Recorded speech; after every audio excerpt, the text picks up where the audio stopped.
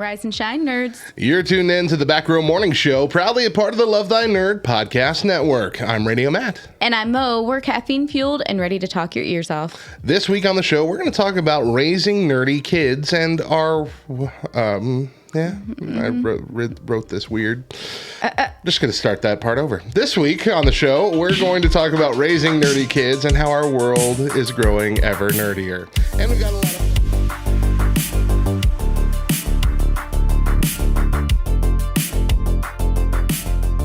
We're going to move into our main topic for the week by starting with a kickoff discussion with our Discord and some of the... We got Lark in the Discord with us right now. Hey, it's been a while. And we might have a few more jump in, maybe not, but that's okay. We've also got a few people that have answered in our Discord before the show the questions that we're going to be talking about today. And specifically, we're talking about kids, which... I know Lark has none of, but specifically, it's... But she is a kid. Specifically, the experience of raising nerdy kids. And by nerdy, we mean it in the way that Love Thy Nerd means it. Those who are part of the fandom of pretty much any kind. Sports fanatics count as nerds, anything of that nature as well. People who join a group of fans and build a community around it. That's essentially it. And today we want to talk about the struggles of connecting. The questions for today are for the parents out there. What are some nerdy things your kids are into that your parents just don't get? And for all of us, what are some nerdy things that we were into as kids that your parents couldn't connect with you over? So we'll start with that latter one, Lark, since you're here. Hi. Hello. How are you today? It's morning. And you have a cat holding you hostage. Not my cat. I'm watching the cat currently. Right, but a cat that's holding you hostage at the moment. Yes. Yeah. He's a sweetie pie, and I just hugged him and he didn't like it. Yep, that's cats for you. That is a cat. Fickle beings. He's a sweetie pie. I just hugged him and he didn't like it. He's a sweetie pie. He hates all affection. Oh, he likes affection, just doesn't like hugs or being picked up. He likes affection. He just doesn't like hugs, kisses, or being pet. Well, he's currently doing beans against not beans. Making biscuits on my leg. So. Oh, kneading. Yes. Oh, I thought we were talking about pooping. Making biscuits is like how you knead biscuit dough. Got it. Totally get it now. Totally understand now that Mo has explained it to me. But that is not what my mind went to at first. First you said making beans. And so that immediately popped into I did have to clean up after him this morning, but it was not the poop end. Anyway. Ay. So Lark, like we established, you are not yet a parent. But what were some nerdy things that you were into that your parents could not connect with you over? Well, the most recent example is actually LTN Con, and I'm calling my dad out, and he will be fine if he hears this. He'll recover. He'll recover. So he was listening to the LTN Twitch and just had to whisper me a few times, like, "Wait, why is this audio bit not working?" and stuff. Like, my dad works in IT. Gotcha. And he's been playing MMOs he used to. He doesn't anymore. He's been playing D&D since the 1980s. He's been doing a lot of this stuff since I was a toddler, and a lot since before I was born. And he was like, "Yeah, how do I do this Twitch thing? What are these Squilla they're talking about?" Because that's what LTN calls their channel points. And I just meanwhile, I wrote an article on how Twitch works for LTN. Right. And I'm like, okay, I'll explain this for you. This is not something you deal with as much. This is not something you have as much interaction with. And now, the nerd circles I'm in and the nerd circles my dad is in, they do have the hilarious amount of overlap. And sometimes people look at me and it takes them a while to realize that there's only so many people of my last name, and I am in fact my father's daughter. But the other times when they don't realize that, and it's an odd situation sometimes being a second generation nerd when my dad is edited board game and role-playing games, board game manuals, role-playing books. He's even done indexes for a few. Yeah. And so people know his name through that. Sometimes they're like, "Wait, you here too?" I was like, "Hey, it's just me here. It's not me and my dad. It's just me. Hi." But let's see, what else am I getting into that my dad's not? I play Animal Crossing. My dad doesn't have a Switch. He has a PlayStation 4. My dad doesn't have a Switch. He he understands like what Animal Crossing is. Like he could play it well probably, but he doesn't quite get why people would choose to play Like, that why? kind of game as much. Yeah. Because he tends to go more for games that like have set goals and stuff. Animal Crossing is just me vibing in a corner, making things pretty. But yeah. Moving a couch over here. Moving a couch over there. Yeah.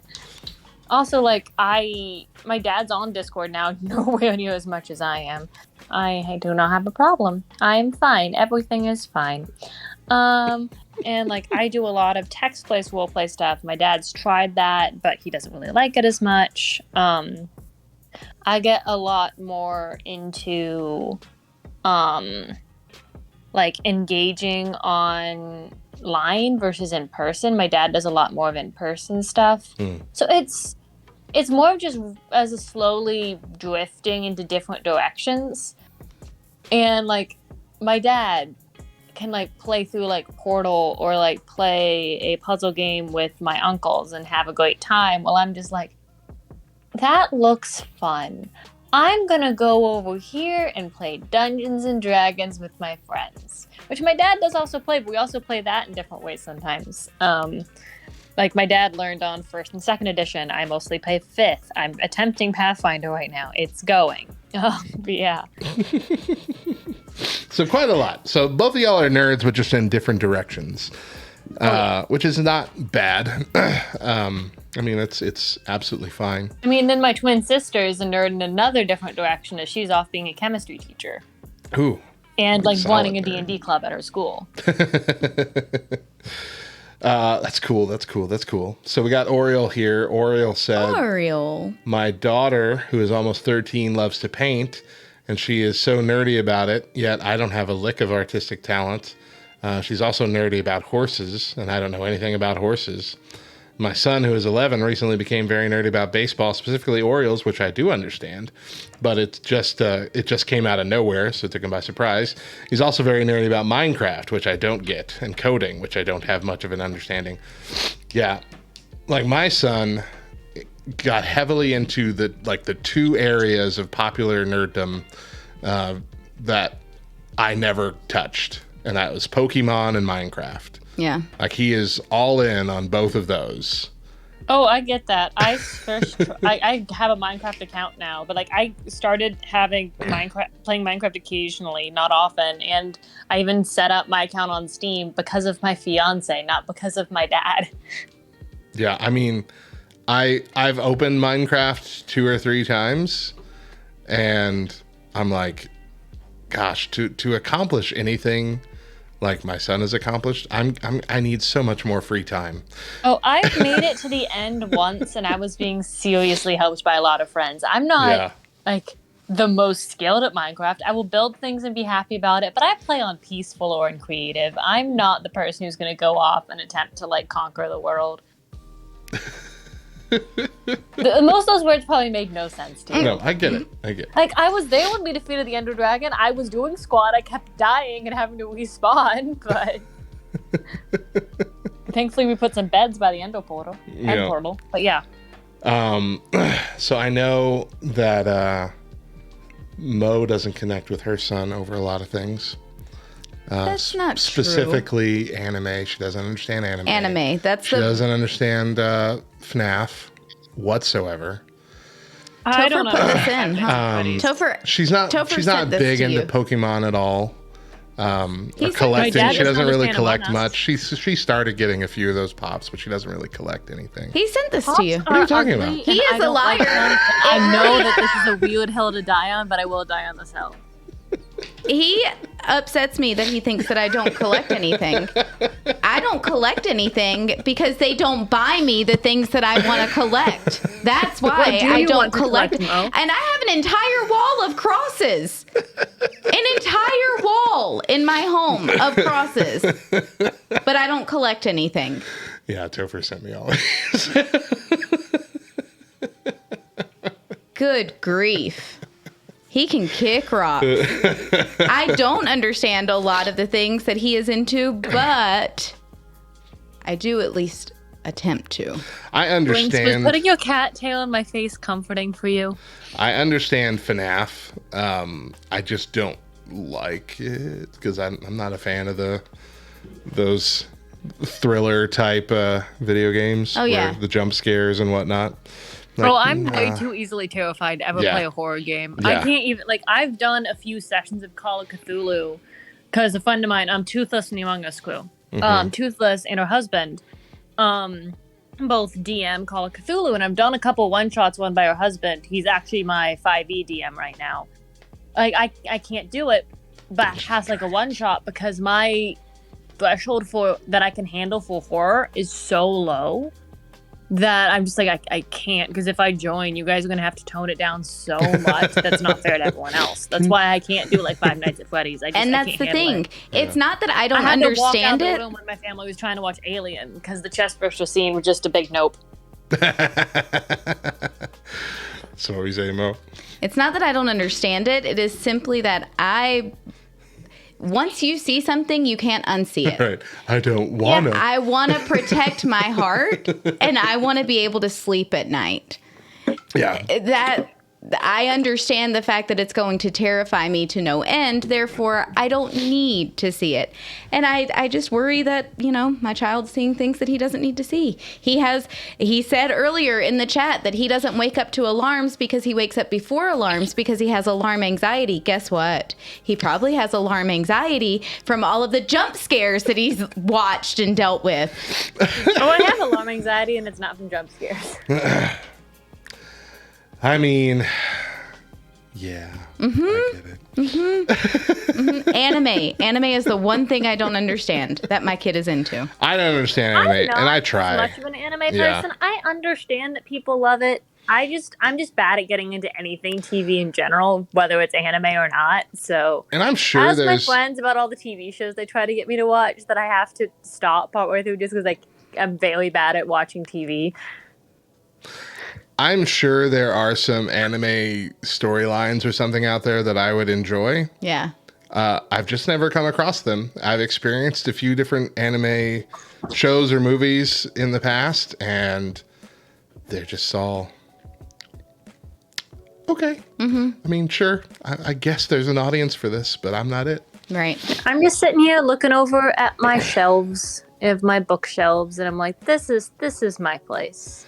Yeah, you're My heavy place into is with books. my books and with my Switch and my laptop and my friends. Yeah, My place is not necessarily with like some horror games or some TV shows, but Right. you know what? That's fine. I have friends who like things I don't, and I'm used to that, and I Yeah. can bond with them still over things. and none of this is to condemn or anything. Anybody playing anything different. Oh no, my But more. son was just trying to condemn me. That's all that was. That's when it turned into a. Oh, your son just does that. That's when it turned Son into a just wanted to finger razz you. pointing kind of thing.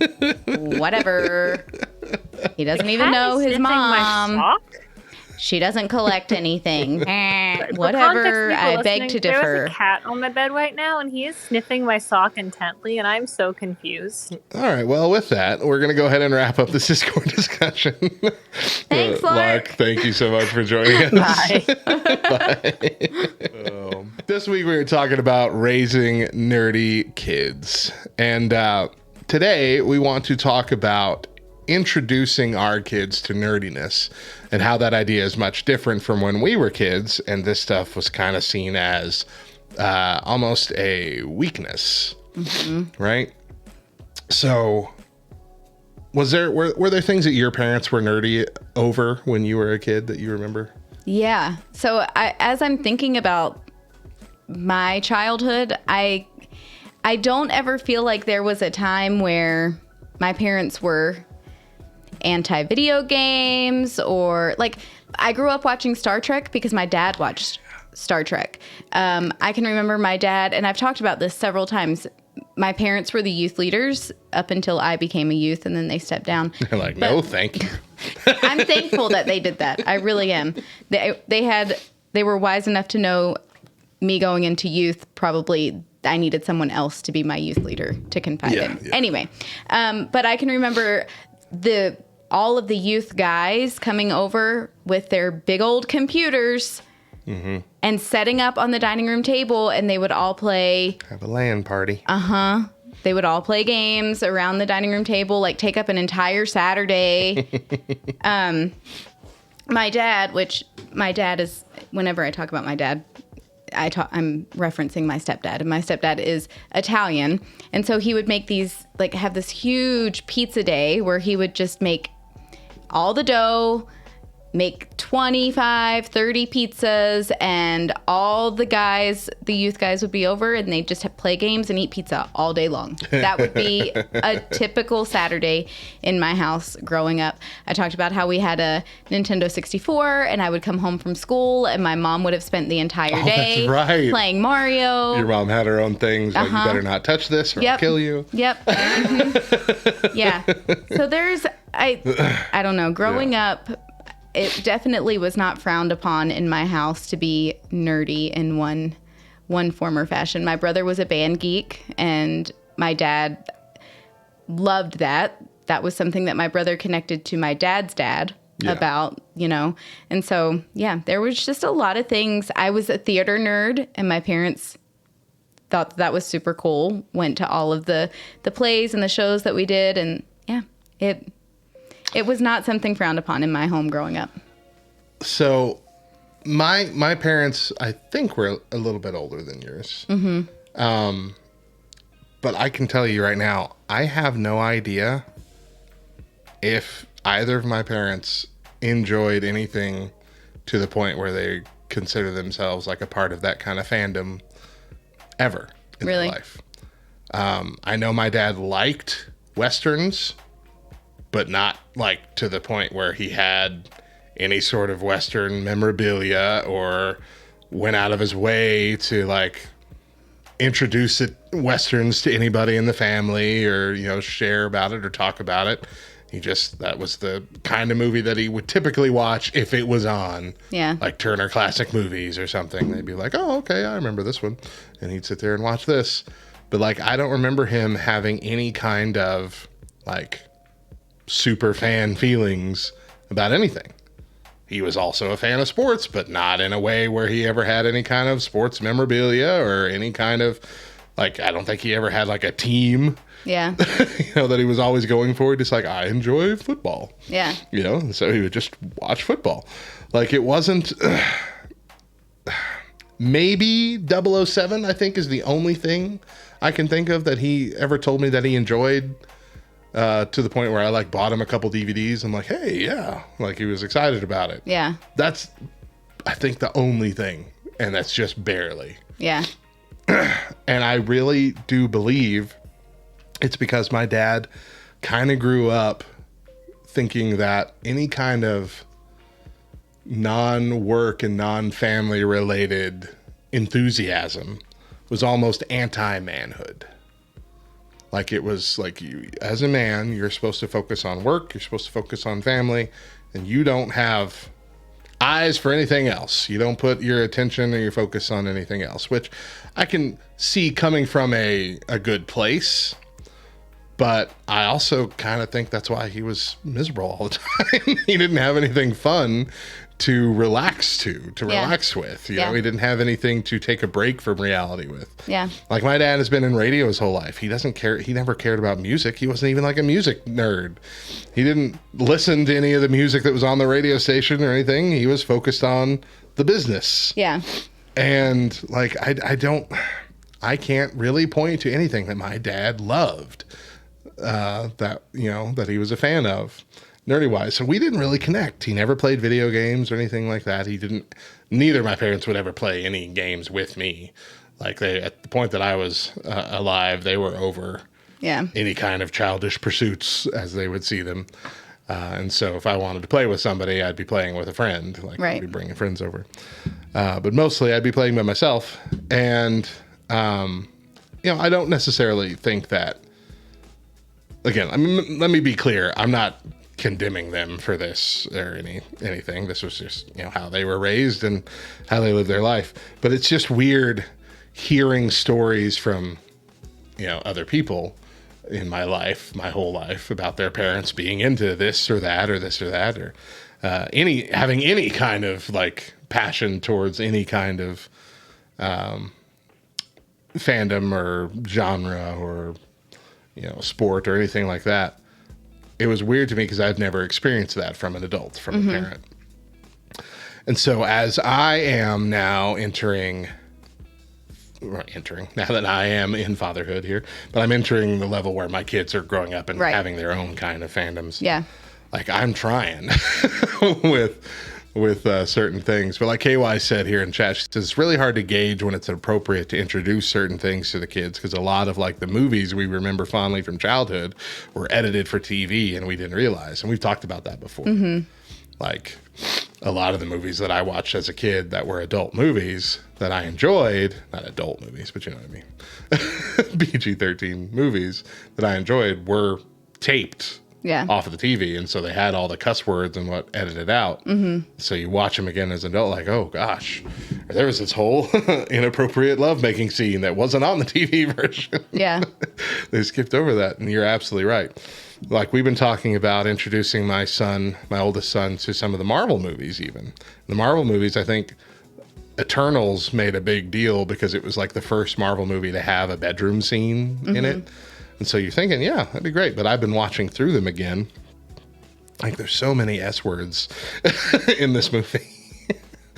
Like so many S words and A words in this movie. I'm like, man, I really need to get my son to a place that I can be clear with him that, hey, you're going to hear these movies, but you're not allowed to say these words. And I'm not sure we're there yet. So I'm going to wait a couple more years before I introduce them to him. Yeah. Word salad. A lot of word salad I just spilled out there. Do you have thoughts while I gather mine? No, because now I feel tossed in a bowl. All right, let's go back to the anti-manhood, anti-womanhood thing. Like, I guess you never felt that with your parents. Like they never that having kind of a fandom mindset or even just enjoying video and games. And even as you were talking about your dad, because your parents are a little closer in age to, not exactly, but a little closer in age to my grandparents. Right. So thinking about my grandparents and thinking specifically about my grandfathers, they were both had fandoms, if you will. Really? My mom's dad was very much into Westerns. Very, very much into Westerns. Anytime I would go over and he's sitting watching television, which really it wasn't that often that he would be sitting watching television, but if he was, that was what was on the TV. And it would be one that he's seen over and over and over again, hundreds of times. He knows every aspect of it. Right. But then he also knows every weird kind of obscure fact about the actors, and he could just talk for hours about whatever show or movie or episode of a show that he was watching within that genre, which was not fun for me, but I just sat there and nodded. And then my dad's dad collected coins. He had huge stacks of just like in the plastic. Yeah. It's like a little cardboard square with plastic viewing window on either side. No, that's what my. It's like a plastic rectangular, like hard plastic rectangular. So covering thing. All out. Yeah. That inside, it had like the insert, the green felt or blue felt insert that you put each coin from that year in. And you could see both sides. Yeah. You could see the front of the coin and the back of the coin. But just hundreds of stacks of these plastic rectangles. So, yeah. And then my dad's mom was a huge board gamer and puzzle. She had an entire room dedicated to, like, it was wall-to-wall shelves and just every game that you can think of, every board game you could think of, and hundreds and hundreds and hundreds of puzzles. Also movies. Now that I'm thinking back, she had an entire closet that was just movies. You walked in and it was, of course, it was VHS back then. Sure, but yeah. Just floor to ceiling VHS. Laserdisc. It was, yeah. So I think, I don't know past that generation. But still, that's 3 generations right there. All fine with it. Yeah, my grandparents, no, nothing. Hard work. That's what they want. Hard work. Yeah, if you were busy playing, you had time to get something productive done instead. Like that was their mindset. And so it was even joining Love Thy Nerd.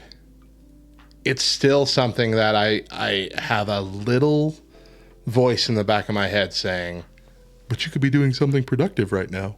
But it is productive. Right. And that's something that you almost have to learn is that, yeah, there's actually quite a bit of productivity to enjoying your fandoms and connecting with other people over them. And we'll talk about that. There's actually an article to that degree later that we'll talk about. We probably won't read the actual article, but we'll mention it. So I would postulate that adults who embrace nerdiness, embrace their fandoms, tend to be more fun just as people. And I postulate that based on my own experience with my parents and grandparents. Yeah. I do not consider any of them fun people because it doesn't stretch out. Like, there are times that we laugh and times that we've had, but it's always about sharing funny stories, about the family, but we never get to share, like, get excited about things that we love and talk about, anything like that. They don't want to. I think we play Blackout and Gin Rummy, every now and then. And while that is fun, it's fun only for a brief period of time and only a couple times every year. Yeah. It's not a weekly D&D campaign you want to go back to or something like that. It's like, that's about as gaming and about as nerdy as my family ever got. And so it's difficult to think of times where I ever had fun with my family, like genuine fun, that it was based around my family and things that they loved. The only fun things I remember is when we went outside of the family to like theme parks or whatever. Mm-hmm. And that's mostly because they sent me out on my own to go do whatever I wanted. Yeah. And that's a sad thing for me to kind of realize as we're talking about right here. But like, there was never anything for us to connect over because it felt like they didn't love anything. They didn't enjoy anything. And if they did, they kept it to themselves. Yeah. And I think that's kind of heartbreaking to realize. Like, because maybe they were into something. Maybe they were fans of something, but they just never shared it with me. Mm-hmm. Never attempted to share it with me. Mm-hmm. Because even growing up, trying to like, when I buy gifts for Christmas, it's usually something based on a fandom that they enjoy. Right. Right. That's usually where I go. Birthday gift I got you this time, friend stuff. Uh-huh. Fun stuff. Stuff I know you're going to like because I know you're a fan of Friends. Right. There's no guesswork involved. Yeah. Christmas buying for my family. Here's pictures of my kids. That's I don't know what you like, and you won't tell me. I'll ask you, and I don't know. So in that way, I think Chris's parents are a lot like your parents, where that's what we always had to buy them for Christmas were like framed pictures of the kids because I didn't know. They never shared what interested them. Yeah. What enthused them. Mm-hmm. Has there been anything that you got excited about that you introduced your parents to that they embraced?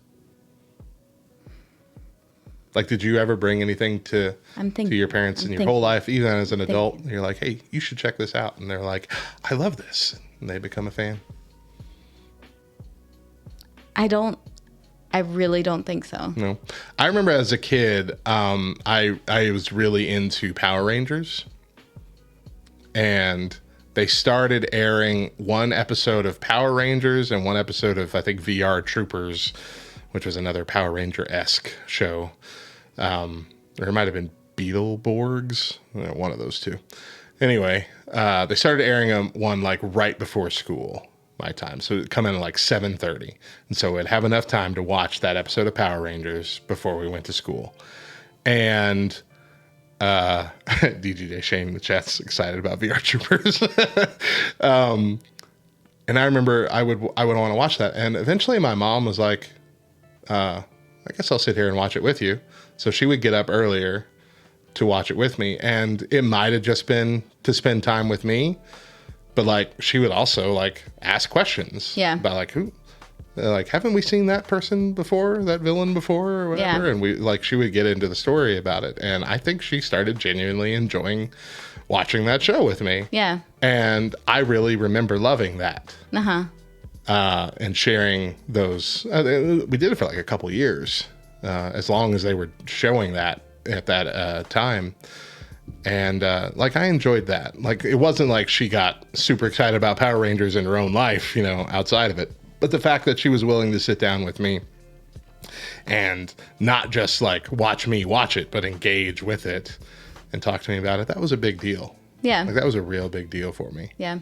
My mom and I are so similar, though, that anything that I am into, she's already into, and it's the same for me. Like, specifically with the Purge movies, I can remember telling her, hey, have you seen this? And she's like, yes, I love it. And I'm like, I know, it's great. So that's how it happens with my mom and I a lot. I would love to have had that kind of connection. Well, and then reality television, the whole reason that I love like Survivor, Amazing Race, Big Brother, that's because of my dad. Like, I can remember Thursday nights is when Survivor would come on, but we had our midweek service at church on Thursday nights. And so if it was Survivor time, if it was Survivor season, we had to be out of the church no later than 8:30 so that we could be home at 9 o'clock to watch Survivor. Yeah. So I talked about Power Rangers and my mom watching that as a kid. The only other time that we've ever sat and watched a show regularly was that first season of Big Brother. Yeah. First season of Big Brother, I think it was in 8th or 9th grade, whenever it was. And it was like that. And that was the time that they did it like every day. Right? Didn't they do that in the first season of Big Brother? Like every day there was like a half-hour show or something, or a full hour? I don't think it was every day. It's still three times a week. Okay, 3 times a week. Okay. Yeah, so they still do that? Uh-huh. Okay, I didn't know they still did that.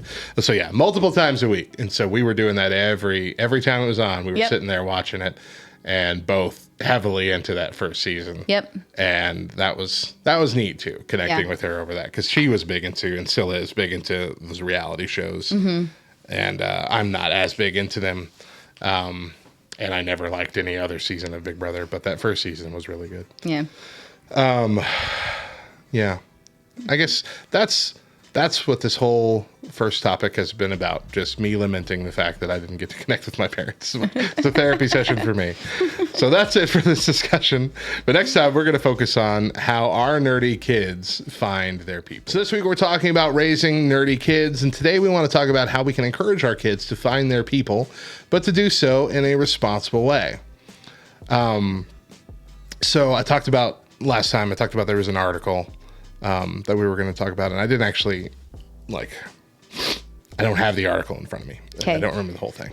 But I do remember it being about how things have changed just in the past 10 years. About how kids grow up to be happy, how geeky kids specifically grow up to be happy adults. And in 2010, when the first kind of version of this article came out, it was saying that geeky kids needed to stretch their comfort level to step out of their geekiness a little bit and make friends with the normal people in school or normal people in the world. And that has proven that it'll make them a little happier. They can still have their fandoms, still have whatever they love, but they also need to just kind of be a little bit more extroverted and talk to the normies. Right. And that's how they've been more happy. But since then, in that time, it has switched to being Now geeky kids find that they become more happy adults when they embrace that geekiness and find other people, other adults who also embrace that same kind of fandom. Yeah. And so I think largely this has been driven by online, as we have moved more and more of our communities online.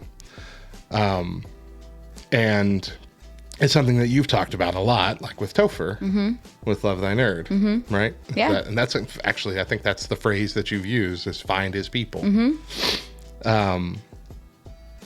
We're doing that more and more because there's... Growing up, we were pretty much limited to the people around us. Right. Even when we were online, it was still mostly people we knew in person that we were talking to. And if it wasn't, it was like in a chat room with somebody that you'd never really connect with anywhere else other than that chat room. And it was too frightening to like give out your real personal details. Exactly. But that has largely changed, especially as you grow up. But even just on the internet in general, that has largely changed to, now these are genuine interactions with genuine people, but we're opened up to like the whole world now, of anybody. So we're finding large groups and Facebook groups and Discords and all that of people that like the exact things that we like and able to connect with them. We're also seeing that schools are becoming safer and safer places to be nerdy. With our school in general, again, back to Topher, is, you know, our school, high school here in town has started a esports team. Right. In the last couple of years. And it's been wildly popular and wildly successful. Yeah. They're 2-time champs, right? 2-time state champs or just 1-time state champs? Just 1-time okay, state but champs. still, for it to be like the second or third year that it has existed and already to be state champ level, that's pretty phenomenal. Yeah. And they get, I mean, you've seen, this is a spontaneous thing that just popped in my head. You saw comments from other adults. From other adults, yes. On Facebook, they're like, really? Yeah. Esports, really? Yeah. Really? And you still have the population of kids that are, they're thinking exactly the same way. And here's the thing. You can't say, yeah, well, it starts at home, or yeah, well, it's parenting influence, because one of those people is my other child. Who was like, really? Esports? Come on, you're just playing video games. But you're going to have that diverse opinion. Yeah.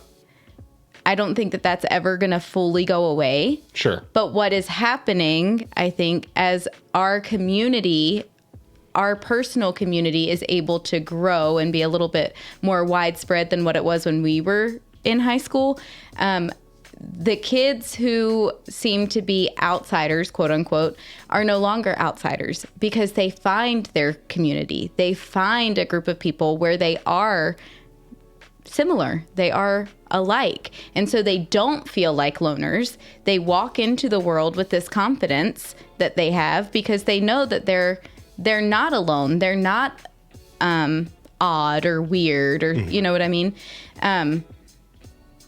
So they can walk into a public setting where they may be one of the few, but they're walking in already with this confidence about themselves that, okay, you can think what you want to think about me, but I've got 100 other people who think I'm great and we hang and chill on the regular. You know, I don't need your opinion when I've got 100 others who think differently. Do you know what I mean? Yeah.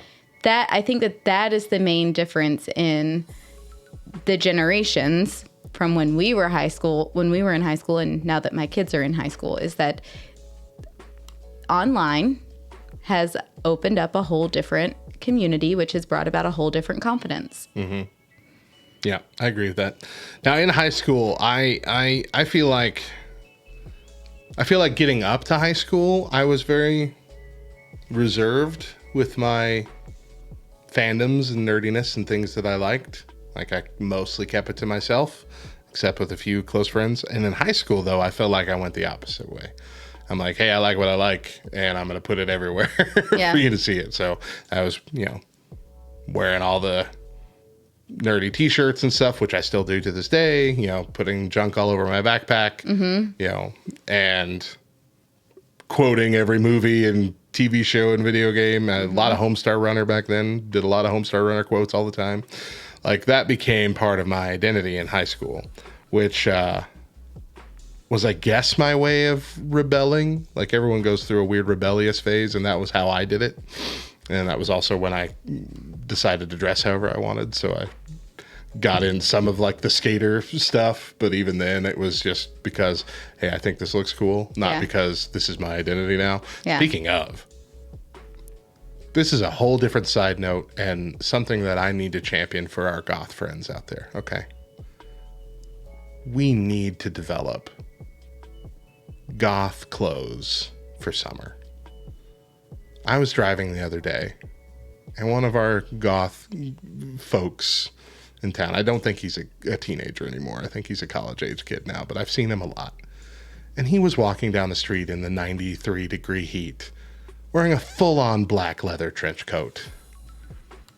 But and I'm like... I think that's part of... But we got to break that stigma, that they have to have the full-on... Every inch covered in black leather, even in the summer. Let's get on board with let's let them breathe in the summer. Get them some goth tank tops, something going on. Help them out. We need to get. This is a movement that needs to be happening. Movement. They're gonna die. Yeah, but they don't want the movement, Matt. They gotta get on for your own safety, guys. We care about you. We want you to stick around. Just don't have heat stroke. Just to keep wearing that trench coat. Anyway, side note. Okay. As we're getting to this point where, like I embraced it as a teenager. Now most kids are embracing that nerdiness already. My kid goes to school wearing Minecraft and Pokemon stuff every single day, and everyone, is excited about it. It's not, he doesn't get any feedback of like, oh, Minecraft's for nerds, Pokemon's for babies. He doesn't get that kind of stuff. And he might from a couple people, but they're always going to be the minority at this point because nerdiness is mainstream now. Having a fandom, enjoying a video game, enjoying something, superheroes, whatever, MCU, all this has made all this stuff very mainstream. And so, as parents, we have to kind of have one hand on the wheel. And it's going to be more and more difficult to help guide them in the things that they love versus things that are appropriate. Having those two things mesh. It's going to be more and more difficult for parents. Oh, yeah. If it were up to me, Topher would never have gotten into Five Nights at Freddy's. Right. Never. Right. My son... So, he's never even seen this character. He's never seen the video game that this character is from or whatever. But one of the kids at our church is big into, I don't even remember the name now.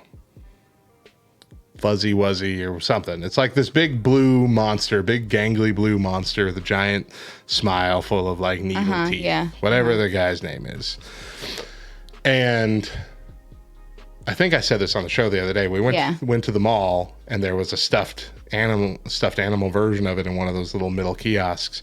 And my youngest son, Johnny, said, "Hey, that's Googly Boogly," or whatever the name is. And I was like, "How do you know that?" Eli told me.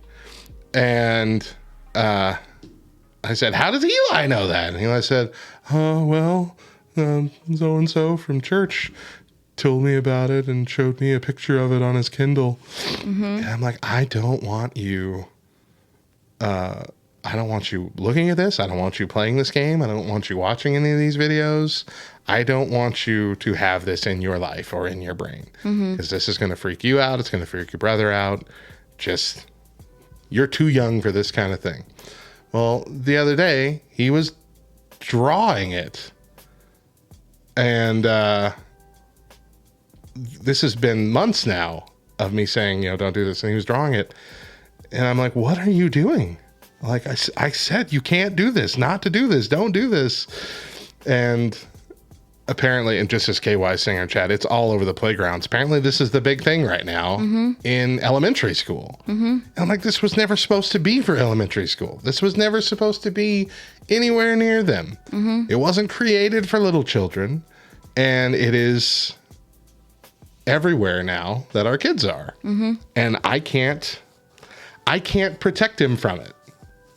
If it's popular and if it's going to be all over the schoolyard and everything, if everybody else is doing it at his age, everyone else is playing the game, I can't be the parent for every other kid out there. I can't contact every parent and say, hey, you know your kid's doing this? And if you do know, why aren't you stopping it? Yeah. Like, that kind of stuff is the terrifying stuff as a parent. And so you do have to kind of have one hand on the wheel, but that's as much as you can have.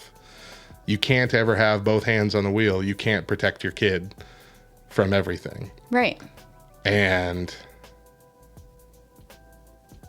that's probably one of the scariest things to me about being a parent, is coming to that realization. And I guess I knew this was going to happen. Like, I knew this would be a part of parenting. I just didn't expect it to be when he was 7 and 8, that there's going to be so much that it's up to them. I hate it. That's exactly what it is. It is up to them. It has to be their choice. It has to be their walk. Yeah. And I am not at all like world's best mom by any means. Oh, we know.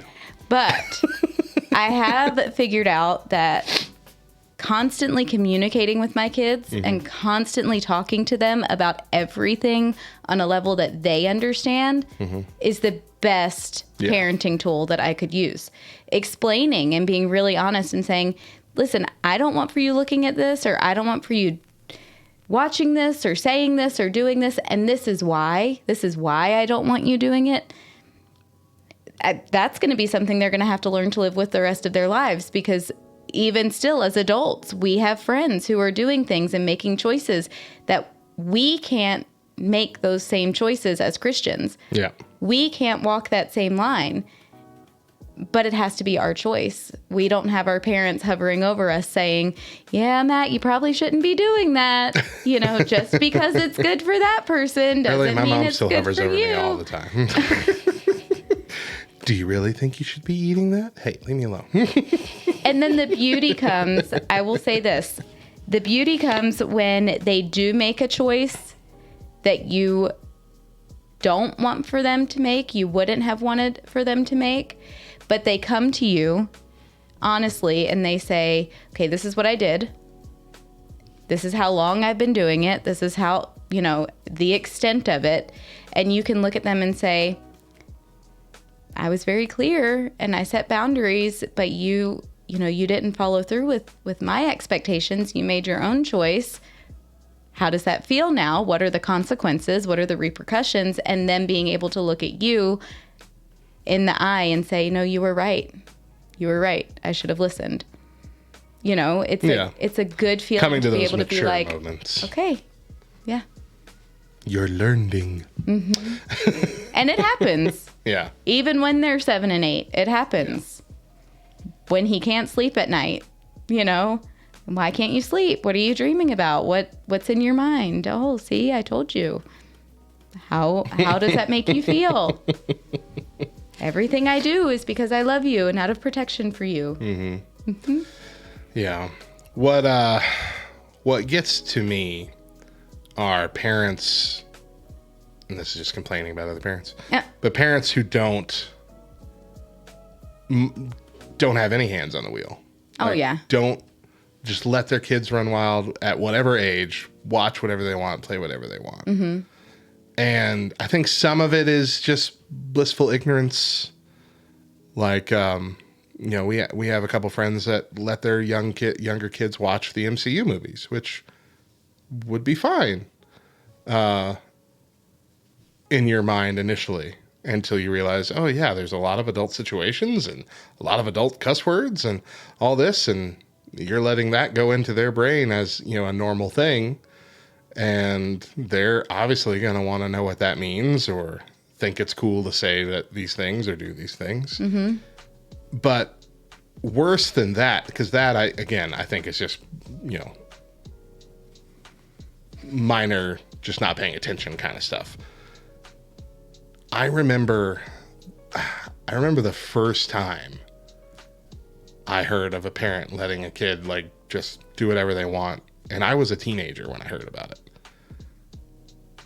This kid was watching like bloody, gory horror movies on the regular to the point where he was completely desensitized to them and they were his favorite thing. Mm. And I thought to myself as a teenager, this kid's going to be messed up. Because how can you as a parent think, no, it's fine. For someone, the kid was like 6. Like how do you get to the point where you don't care enough about protecting your kid's mind that you just let them go nuts? But that's even more dangerous because, again, that was when I was a teenager. It's even more dangerous now with the online stuff, the online community. If you're not protecting your kid and at least semi-monitoring what they do online, you're setting them up to be taken advantage of by unscrupulous people. Mm-hmm. You're setting them up for allowing them to get into things that are online and easily accessible, like pornography or anything like that, really easily. You have to have at least one hand on the wheel with all of these different areas, whether they be nerdy fandoms, online communities, or whatnot. You have to keep active in your child's development with these things and how much of themselves they pour into them, or it can still go too far. Mm-hmm. The world is only getting nerdier. In many ways, that's a really good thing. But just like with anything, too much of a good thing is a bad thing. Oh, yeah. And you can always take things too far. So that's going to be all for this discussion. But next time, we're going to focus on how the world is only getting more nerdy. So this week, we're talking about raising nerdy kids. And today, we want to talk about how the world is only getting nerdier and how our children might raise the nerdiest generation ever. So I have an article here about the top 20 nerdiest states in America. Okay. And you and I live in New Mexico. Mm-hmm. Where do you, it's in the top 20. Where do you think we land? I'm going to say somewhere around, somewhere between 8 and 12. New Mexico is apparently the second nerdiest state in America. Wow. Okay. Yeah. So let's see. We've got the most popular nerdy decoration by state. So every state has a specific thing that they're looking for. And they have things like blankets, kitchenware, collector's items like Funko Pops, furniture, wall art, holiday decorations. New Mexico, most favorite nerdy thing, nerdy decoration. The Zia symbol. No. I mean, like of the specific things that I listed. Apparently, we're into collecting nerdy blankets in New Mexico, which I get. My wife, who is not necessarily a particularly big fandom nerd or anything, I think she's a nerd for sure, but she doesn't, usually go all out with the decorations. We went to just the little public walk thing at Universal Studios a couple years ago, coming back from the cruise, and she was like adamant, we have to buy a Captain America throw blanket. And, like, we had to leave with it. I'm like, I don't think we need one of these. And she's like, no, we need one. I'm like, okay. And we wound up buying blankets, different nerdy blankets for like every member of our family and for our kids and, her parents and my parents. I'm like, I don't understand why we're doing this. These are all $40 each, but we did them. We did it. And we have a Batman and a Captain America blanket at our house. And I think a Minions one somewhere as well. And she loves them still. And like, okay, like this is how you want to get nerdy. I guess that's fine. I'll encourage. It's kind of funny because we spent a legit $300 on blankets. I don't know what it is about blankets, but it's almost like it's a collectible, but it's also useful. Yeah. And so it's like, yeah, I can rationalize buying this for someone when I know that they're not only going to like it, but they're going to use it. Yeah, my kids all have quite the collection of nerdy blankets in some form or fashion. So apparently the most purchased or maybe most searched blanket in New Mexico, nerdy blanket, is Star Wars blankets. So most people are looking for a Star Wars themed blanket here in New Mexico. Okay. I don't know why. Let's see. These are just nerdy facts. Okay, so nerdy facts. Of all the nerds that were a part of this study, which there were several thousand all across America, 54% own a stuffed animal or figurine or several from their favorite fandom. 47% have wall decor of some kind, be it a poster or like a framed print or something like that. 42% have a mug based on their fandom. 41% have a blanket, and 33% have a Christmas ornament. People have spent an average of $103 a year on fandom decor, and they're willing to spend an average of $160 every year on decor, which I feel is low. I agree. 9% make their own decorations themselves based on their fandoms. 24% consider themselves actual collectors.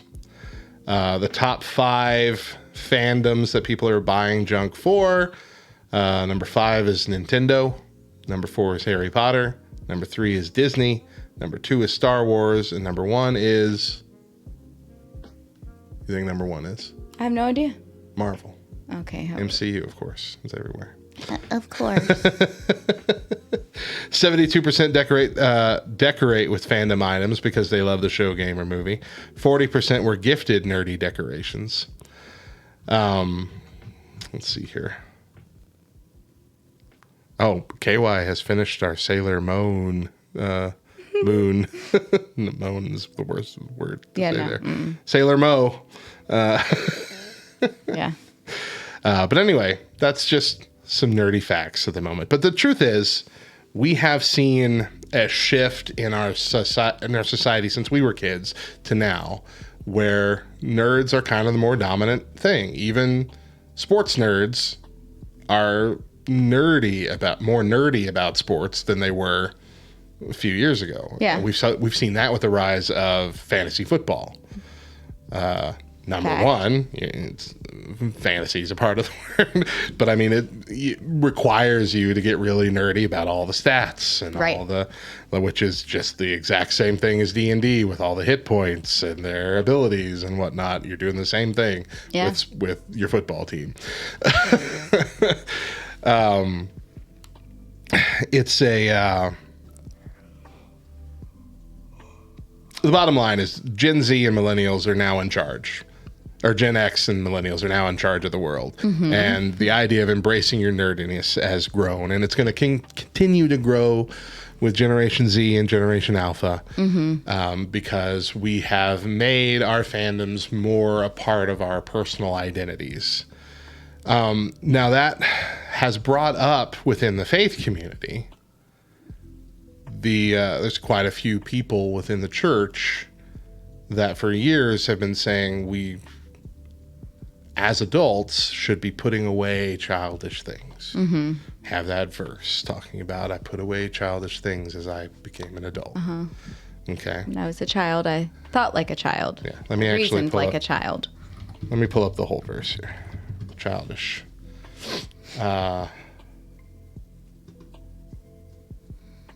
Yeah. When I was a child, I spoke like a child. I thought like a child. I reasoned like a child. When I became a man, I gave up childish ways. So people have used that verse to say, put the toys away, Put the video games away, put your suit on, grow up, get in the real world. Isn't it funny how people can take the word and twist it to mean something that it doesn't mean? So yeah, it is often used to mean focusing on fun is a bad thing, too much. But it is in the middle of a passage that's actually about love. The context shows it's about how we react emotionally with love and understanding instead of like the pettiness, selfishness, and judgmental behavior that we develop as children. Yes.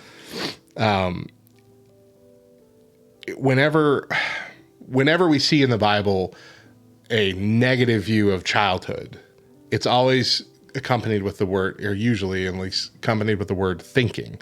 It's saying, don't be children in your thinking. Don't think like a child, speak like a child, reason like a child. It's not don't have a child like spirit. In fact, anytime that comes up, that's kind of what they want. Yeah. It's like you come to God as a child. It's always good to see the world through the eyes of a child. I mean, Jesus said, let the little children come to me. So we don't want to be tossed to and fro by the waves of or winds of every different doctrine, when we're thinking, when we're talking about the serious faith stuff and how God wants us to act with other people, all that stuff. Yes, put away the childishness. Don't be petty. Don't be judgmental. Don't be wavering on your beliefs, all the time and letting people convince you one way or the other. In that way, yes, be an adult. But when it comes to having a spirit that is influenced by your inner child, quote unquote, that's always a positive thing. And nerdy things tend to keep us fun. They keep us connected to our kids, keeps us connected in community, helps us grow in a lot of relationships. Without that aspect of fun, life becomes mechanical, mundane. Like, there is a lot more to life, hear me, a lot more to life than our nerdy fandoms. Yes, this is definitely not the most important thing and should not be the most important thing in any of our lives. But however, that's not to say it's not an important thing. Right. Especially when it comes to developing community around you and finding your people, as we've talked about this week. Anything that keeps you connected with people and allows for a bridge, I believe, is a good thing. Sorry, go on. I was just going to say we can use any conversation starter and that be a bridge to talk about Jesus. Absolutely. And see, that's similar to the role that Love Thy Nerd has wanted to play for so many years. We don't go to conventions and set up a thing where we're just shouting about Jesus or throwing Bibles at people. That's not what we're doing. We're going and we're developing relationships with people, be they believers or not. They develop connections, develop friendships within the industry, within the community, all of this as a way to not necessarily even plant seeds yet, but to till soil that might have been dried up through years of negative reactions from other Christians. And to till that soil, to make that soil soft again, to make it pliable, to make it ready for seeds to be planted. Now, should someone come to any of us in the community and have questions about Christ and have questions about faith, absolutely. We're going to talk to them about it. But it might not ever be our role in many of these people's lives to be that discussion. It might just be our role to open that up again in the future.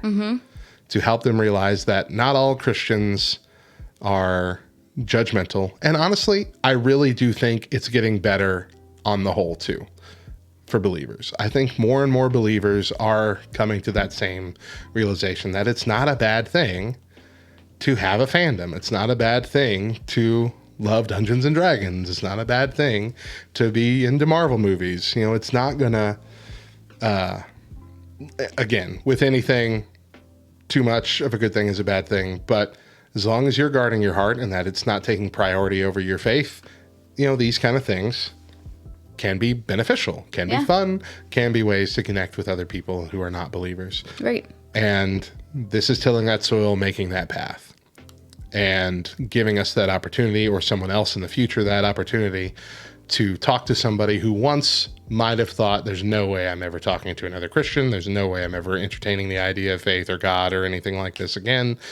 Don't want to talk about Jesus. If I hear Jesus, I'm just going to turn my brain off and walk away. Right. If we can show them the love of Christ by meeting them where they are and showing them, hey, a lot of us are right there too. Mm-hmm. I love Dungeons and Dragons. We're going to play Dungeons and Dragons. I'm not going to mention Jesus right now. I'm going to mention Dungeons and Dragons. We're going to have a lot of fun playing that. And then in the future, you might have that realization of, hey, they're not all so bad. Mm-hmm. Maybe there's something more to this than I thought. I have had questions in the past that I've never wanted to get answered because I didn't want to get lectured. Maybe this would be someone who's good to talk to about. Exactly. That's how most people come to Christ in one form or another. They come to Christ because they have conversations with people that they trust and that they believe love them. Mm-hmm. Not for any preconceived notion, not for any pretense. We don't go expecting you to, hey, now that we're friends and now that I've talked to you about D&D, you're kind of obligated to listen to Jesus talk for the next 90 minutes. It's not a one-for-one thing. Right. Like, we'll play your game, but then you have to listen to what we have to say. It's, we care about you because you're you. Mm-hmm. And that's it. And if that's all that ever comes to pass with us, so be it. But that's how most people come to Christ anyway. It's several different people that have helped them in their life one way or another, have interacted with them one way or another, and formed their opinion about who Christ is based on interacting with Christ's people throughout the years. And they eventually come to that point where, all right, well, I need to talk to somebody about this, or make their own decision by reading the Bible themselves, or things of that nature. It is so rare for someone, say outside of Comic-Con every year, there are Christian groups just shouting it down, picket signs, all this is evil, all this is going to hell.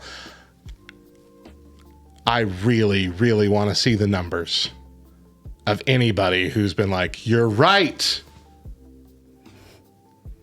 I need the prayer of salvation right now. Right. Yeah.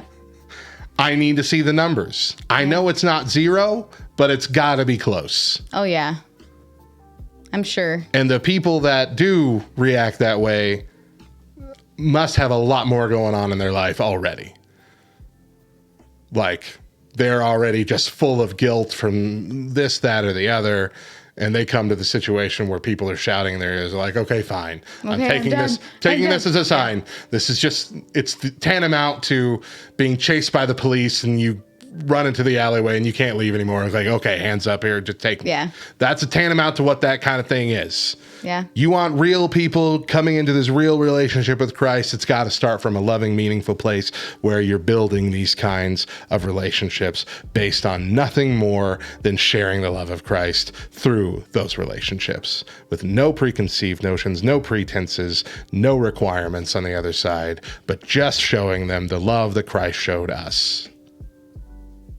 So embrace your freaking nerdiness is what I'm saying, and allow yourself to have that fun, knowing that you can use that as a way to build community, to build friendships, and ultimately, like you said, Mo, build a bridge to future discussions about faith and growth and coming to Christ, if God opens those doors for you. His face is getting red, y'all. I'm gonna add and probably end by saying, you said, we love you. We love you in spite of, you didn't say in spite of, but we love you because of the things that you love, or we love you even though you love the things that you love. Mm-hmm. And I think that a lot of people need to be reminded and need to know, maybe even need to hear for the first time, God loves you because of the things you love. He doesn't look at you and say, oh, you like that? Oh, well, I don't love you. He's never once looked down on us and said, that's something that is enjoyable or entertaining to you. I don't love you. Never once. Even the sinful things that we aren't supposed to love, that we find ourselves being pulled to, God still loves us in spite of those things. In spite of those things. That's the reason he sent his son. Because he knew that there were going to be things that we were going to be drawn to and that we were going to love. So don't think that because of the things that you love, that God doesn't love you. He loves you. And that'll end our discussion on raising nerdy kids. Do you have some stories of raising your kids in the nerdy ways? Share them with us on our socials at the Back Row LTN or by joining our Discord at backrowdiscord.com.